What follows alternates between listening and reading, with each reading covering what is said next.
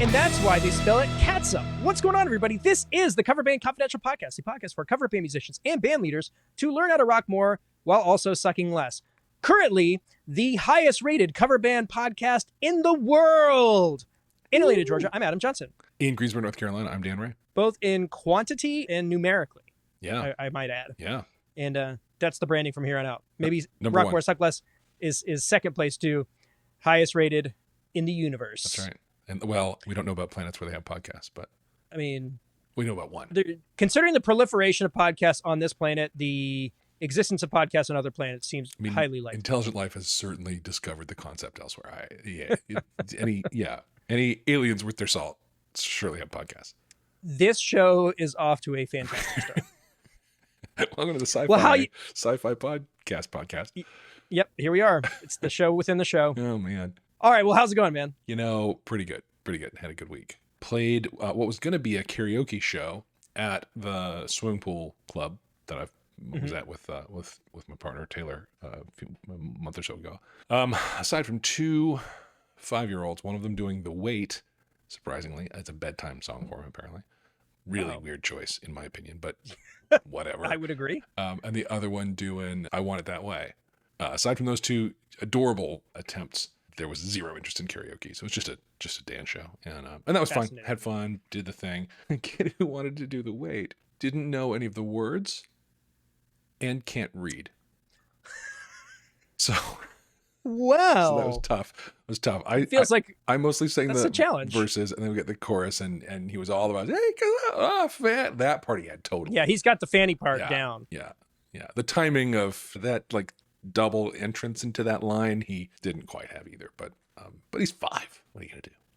You know, another thing is that we're talking about The Wait by the band, and in our part of the world that's a very common song, but we are an international podcast, so the concept of using the word fanny as a name to some of our friends across the pond might be hilarious and or scandalous. So well, and the fact that, so if you don't know the song, it's sort of a story told first person about bad things are happening. It's maybe we're in hell. We're not quite sure, but it's bad.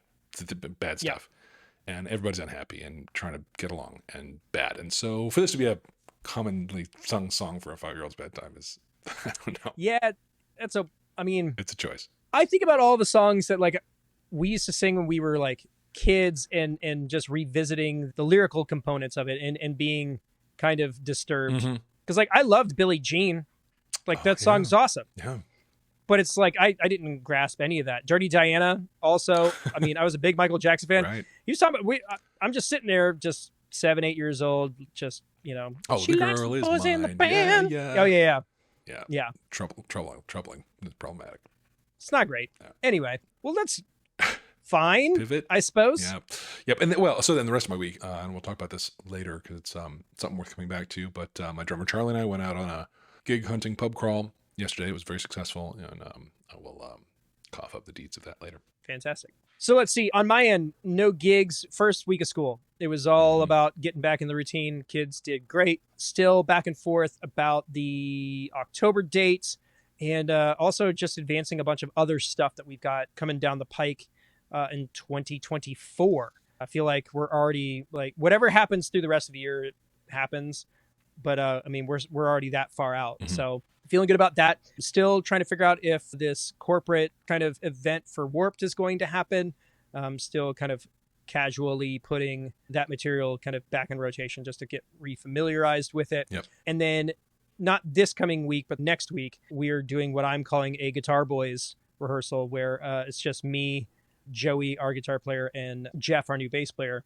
We're just going to hang out and just kind of be real nerdy and granular to make sure that everybody's playing what they're supposed to, and also doing it in the absence of Amber, or our drummer, who has no time for this stuff. Right, yeah.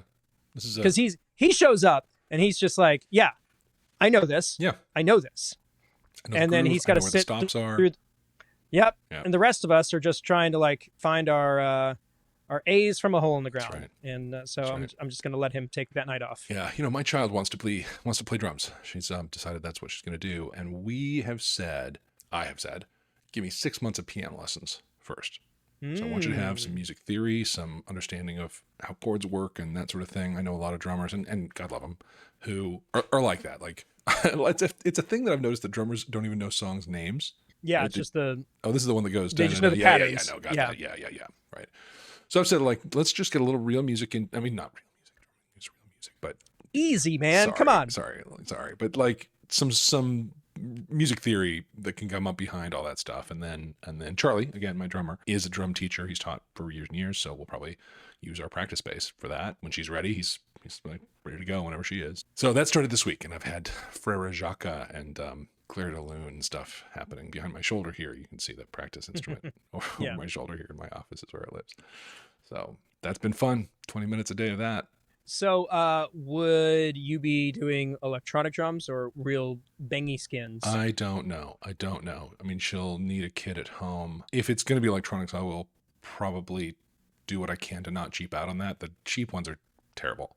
Yeah, they're not great. But there are some higher end ones that feel like drums and behave like drums. You almost can't tell. Yeah, we'll cross that bridge. I'd love to put her in headphones when she's as soon as possible. Drums. Yeah. I only bring that up because I've noticed at the last few times I've been at like Guitar Center, a couple of the big box stores, Pacific Drums made these Aquabat signature drum kits. They're kind of in that breakbeats, Questlove smaller kit size, but it's like bright blue with the little Aquabat logos all over it. It's so much fun. Cool. But they're like $3.99. It's not. Well, look. They're well built, and that's a pretty solid price point. Yeah. So Yeah. Just throwing it out there. If anybody's in the market for a small throw around kit, go check those out because they're neat, and it looks like they're trying to clear them out. And it's not like a toy drum kit. It is a small format. Yeah. I mean, Pacific is the import DW brand, so they'll be solid. Cool beans. Let's see other things that are going on. We are still accepting new submissions for the listener survey. If you haven't filled that out yet, please do so. We will make sure to put it in the show notes this time. If you were an early listener, we had left that out, but we will not make that mistake again. No, indeed. And then we've got a couple of other things that have kind of popped up related to the podcast. Last week we had mentioned that Patreon's been doing a lot of moving and grooving. Yeah. So they've offered the ability to do annual purchases of memberships as opposed to month, which has been neat. We've had multiple people come in doing it that way. And then again, they just kind of dropped this on us the middle of the week. All of the bonus Patreon episodes that you used to have to literally go to Patreon's website to listen to, you can just listen to on Spotify now. Just they flipped the switch like, hey, this is happening now. It's very cool. So it makes it way easier to consume that stuff. And so if you want to hear, I don't know, all of the additional hours of me and Dan talking about stuff that mostly is not music related, just all the other stuff that's going on in our lives, joining at the $10 level will give you access to all that stuff. I don't know. There's some nights that Patreon stuff goes way deep on some topic that's like, oh yeah. Sometimes it's better than the episode. Yeah. Yes. Depending on, the subject matter. Yeah. But yeah, if you do the $10 a month, get you access to that. And then if you do an annual purchase, you get 10% off of that. So it's basically like a month for free. So hop on that for sure if that's something that you've been contemplating. All right. With that being said, let's go to reviews. This is, again, our favorite part of the show because we get to hear what you guys have to say. This one is a 5-star review from Apple Podcasts, JMP, a series of ones and some other numbers. Love seeing knowledge shared. Too often musicians are only out for number one, and getting anyone to share a contact or talk ideas can be like pulling teeth. It's great to hear y'all pass along knowledge and ideas. I can't wait to get out and use this information to my benefit, using some of the ideas this show has given me. Big thanks to JMP. I think that's a numbers. birthday. I think that's 11/11/81. I think it's 1/1/1/1. Could be. That's my guess. And I just jumped out at me. My mother's birthday is 11/11. So, well, there you go. If you want to hear your name and your birthday and or any other pertinent information out on the show, leave a review. It's easy to do. Mike will tell you all about it as we wrap up the show. Okay. I think we're all caught up. I think so too. So, you went to a show this week. I did. And I have some things I want to say about it. Let's hear 'em. So I was debating on whether this could be a show-worthy topic.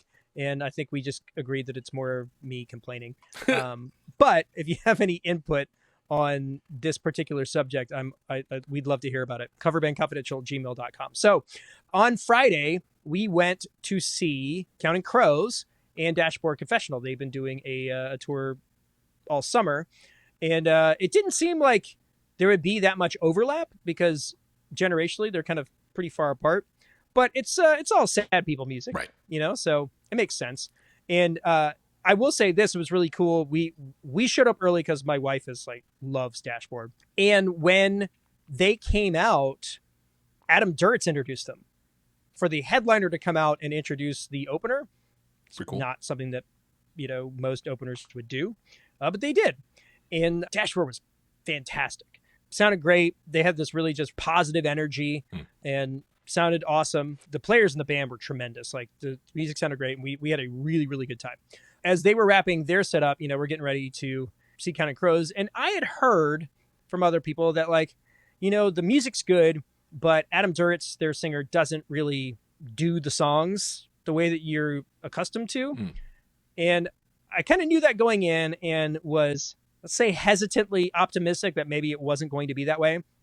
And they played Mr. Jones 2 or 3 songs into their set. Wow. So super early. And at that point, it became very clear that he's just not going to do it. And so he basically talked through that song, gave people nothing really to latch on to, even if they wanted to sing along. And as it progressed, I got more and more, I would say I was annoyed, but it kind of pissed me off, if I'm being perfectly honest, because to me, it felt almost antagonistic. Like I'm not going to do it, because he'd occasionally sing a couple of lines with the right melody, and then he'd jump off of it, which shows, to me, it shows intent. Like I'm doing this on purpose. Yeah. I'm keeping this from you. And I don't know. I think that is uncool to do because people wanted to sing along. They were trying to sing along, and he was not following the right cadence. He wasn't following the melody lines. It felt like he was going out of his way to make sure that people couldn't participate in that part of the show, which feels kind of crappy to me. And if you were to make a guess at his state of mind, what was driving that artistic choice on his part, what would you? So antagonistic, you've already said kind of that feel, but what's the tone of it? What's the point of it for him? To me, it feels like, I can't do the same thing over and over again. Like I can't play. I saw some articles like Adam Duritz never sings the same song twice, right? Like the same way twice. Like how cool is that? Like okay, like how cool is that? Yeah, right. Like go him. It's pretty. Yeah. Now another thing that happened that I didn't really dwell on until after the show wrapped is as we were coming into the venue, there was a dude walking around in the parking area with this crazy looking wig, and he was carrying a sign with a QR code. And it became clear because he was basically talking to anybody that walked by, walking up to him. And it turns out that he must be the singer for a Counting Crows tribute. Right. And when I looked at his sign, it said Counterfeit Crows, nice. Which pretty much confirmed my assumption. I didn't get a chance to talk to him because he had already passed as we were walking into the venue.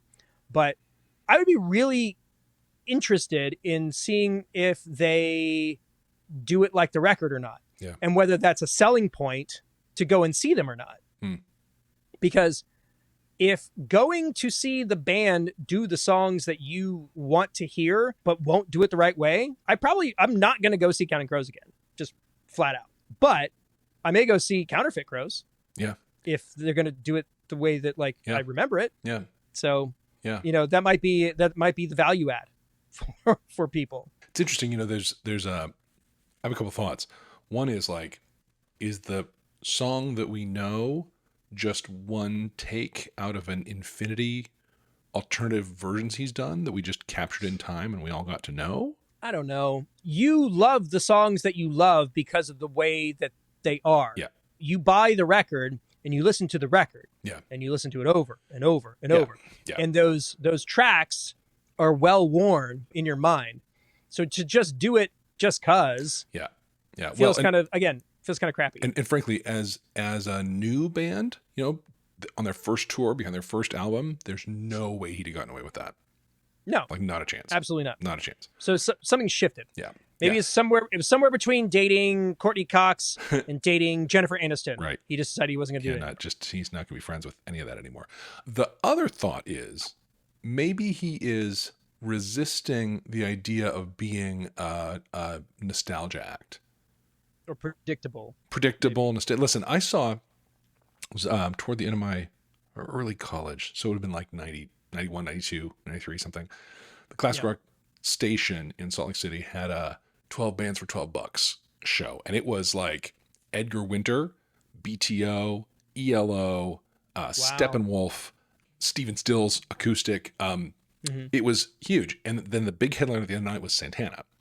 And phenomenal show. But word on the street was Santana got into town, found out what he was playing at, saw these other acts, and got super pissed because he refuses to be considered like classic rock over the hill nostalgia act. In fact, he had his second act was a couple of years away, right? He hadn't had his new album that was like suddenly made him relevant again.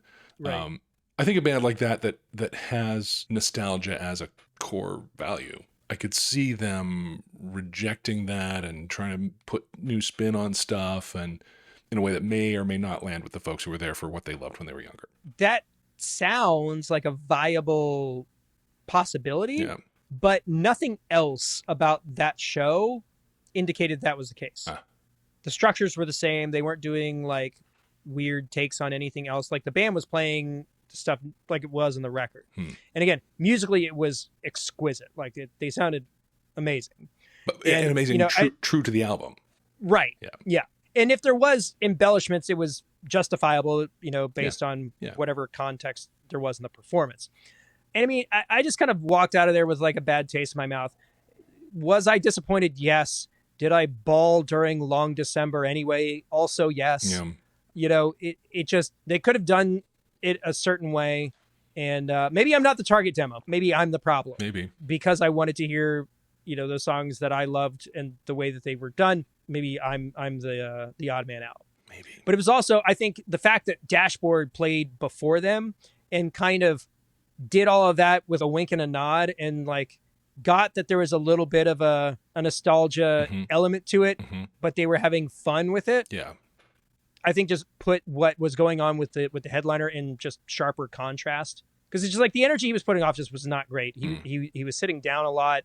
And I mean, great. The guy's 58. I'm not trying to shame older folks or whatever. It didn't seem like a priority. I've heard stories of his energy being weird at shows. Yeah. So I don't know. This conversation reminds me of an early concert I went to in my concert going life. It was Sting. It was the Nothing Like the Sun tour. And I went with a bunch of friends from high school. And at one point he did Roxanne's solo acoustic. Yeah. And it was great. But one of the girls in our group was like, "You can't do that to that song. How could you do that?" And I was like, A, it's his song, and B, like, look at the artistic choices being made here. It's a reimagining, like let's open ourselves to, yes, I know you dig the way that they recorded it, but you're not stuck in that. Now, it sounds like these guys were half stuck in that, and that was the problem. Well, yeah, that was my thought, is think about him singing it however he sang it with the police playing behind him, like exactly like it was. Yeah, weird. You would have been like, wait, what? Yeah. So, I don't know. If I'm the problem, let me know. coverbandconfidential@gmail.com. Yeah. Or if you've been to their tour and felt the same way, let us know that too. Also, yes. Okay, ran over. Right. Good. So you want to get into something that's actually helpful and like beneficial to our audience. Yeah. I mean, so why don't we let you just go? Here we go. Leave it to it. Here we go. So band played our most recent gig last weekend, and then looked at the calendar and it was empty. And we all sort of realized, we haven't been in action around booking the band in a while. I haven't been, and everyone else kind of said, yeah, well, I've got opportunities too. I haven't been, I've been slacking on, and this resulted in this moment of giglessness on our calendar. And for a band that's trying to come up from nothing, we've been gigging for maybe coming up on a year now, I think, and starting to get a little traction, but sticky tires don't work unless you put them on the road. Yeah. So we all sort of had to come to Jesus about that and understood that we needed to get in action. So Charlie and I, my drummer, third mention on Charlie this episode, we went and did our bar crawl, gig hunting bar crawl, yesterday, Saturday. And I know I've mentioned it a lot on the show. I think we talked about it a few weeks ago, but I want to just recap for anyone who's new what the Dan Ray bar crawl process is. Signature. Yeah, and you're welcome to steal it. Please do. In fact, a new Patreon just reached out to me, signed up yesterday, and mentioned that he had some success with it. So that's great. The perfect time for this is between 2 and 5 on Saturday, especially if you're hitting places that do food, because those will be quiet. Those will be quiet times. But often the manager is on site. They usually, in my experience, managers don't stay late on Saturday, but they're usually there in the afternoon. And so, a good chance of dropping in at a time when it's quiet and they can talk. And so we set up a little tour of some places that one of them we've played before. One of them I've played before with a previous band, but I know the person booking has changed and I don't know the new person. One I've wanted to play a long time and never had a contact for. And one that it seemed like on their Facebook they did music, but I wasn't sure. Yeah. And I'd never been there before. And so we did this tour, ended up making good contacts at 2 places. At one place where we played their first anniversary party back in October and had a ton of fun. Really, really played well. It was a 3-piece version of us and it was really tight and great. And we walked out of there with 3 bookings for the band and 2 for some of my solo projects. So it was a very successful visit there. Had great, chat with the manager of that place. Charlie goes to church with the owner, so we kind of have an in. Okay. Even though Charlie was a little abashed about how much he hadn't been missing church the last few months, but I bet he's missing it too. I don't know. It's summer, whatever. Anyway, then good contacts at the other couple of places. Did meet the manager at the place that I've always wanted to play. And then the new place I didn't know. They do acoustic some, but it's a tiny little spot and not interested in band kind of stuff. But so overall, good contacts got made. Some stuff got put in the calendar, including I'll be doing the karaoke there next Thursday after next, with an eye toward maybe having that go weekly. So okay. I'll put out a whole big blast on my mailing list about that and get all my regulars out to support that night and have it be a huge success, and then we'll turn it into something. So that's pretty exciting. So, I think the lesson there has to do with action, has to do with where you are. Whenever I catch myself on the receiving end of my own lack of action, I'm never surprised. Like I know I've been slacking. It's never a shock to me. Sometimes the consequences come as a shock, but the fact that I haven't been doing anything to prevent them doesn't really surprise me. But, given we have some earballs listening to us here, I just invite all of you to look at the things you could be taking action on and aren't, and just do it. Just do it. Because I could have avoided this by doing this bar crawl a month ago. We'd have been in better shape. We'd had, events on the books that would have people paying more attention to us as a band, would have the band feeling tighter and more close and connected. And we'd be in just a better place if I had been more attentive to this. My attention has been on trying to replace a weekly acoustic event. And I've had some action around that and some activity around that, but that's been pulling focus from the band. And so I got to put focus. I guess just to clarify though, that's a worthy distraction. Yeah. Because, what you're trying to do is fill up your calendar as a musician. It's just a matter of how you do that. Yeah. Look, I'm assuming that currently that the solo stuff is probably more net benefit on your end as far as the amount of effort, sweat equity versus compensation goes currently. A weekly gig at $250. Yeah, that's pretty darn good. I would say don't beat yourself up over that specific. No, for sure. And I appreciate your generosity there. The reality is, if I was at capacity of my ability to take action, that may be a legitimate thing. But I've known I was slacking. It's not like we're not fooling anybody here. For sure, there are times when you only have the capacity you have and you have to make some prioritization choices. Valid, but that wasn't this. I was just trying to catch your break. No, dude. I appreciate that. And I'm kind of holding my own feet to the fire about it because it's how we grow. It's how we, and I'm not doing that in a way that has me feel bad. That's not the point, right? The point is to learn from where you're at and grow and always be doing better. For sure. That's why I share all of that. And so those of you who find yourselves in a place where there's action you could take, there's calls you could make that you haven't been or whatever, that time you get to the guitar solo in Say It Ain't So, and that there's a way it goes that people are expecting, but you don't have it in your hands yet. And so you just do something. Yeah. There's one I'll be working on this weekend because I mentioned it. We've all got stuff like that. So dig in. Well, and it's funny you mentioned that specifically because as a late diagnosed ADHD person, one of the biggest symptoms of that particular situation is the avoidance cycle, where you don't do something and then the thought of doing the thing causes you so much anxiety that just even the idea of doing it just makes you want to, jump off a bridge. But the thing is that that is one of those situations that compounds over time.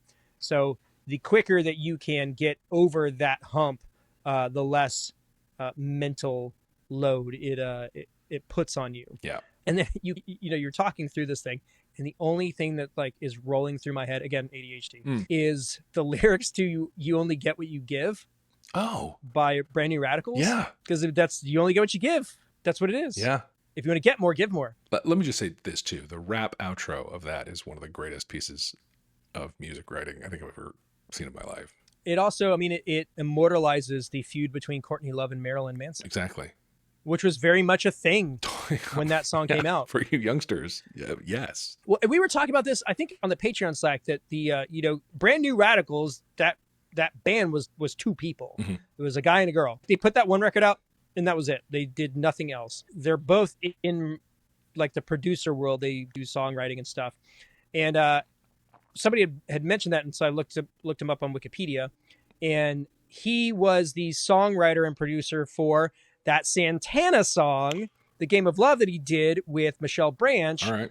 And once I connected all of those dots and then went back and listened to it, I was like, this is a Brand New Radical song. Like, it's so, the way that he writes, the way that it's phrased, like all of that stuff is there. Cool. In that song. It's fascinating.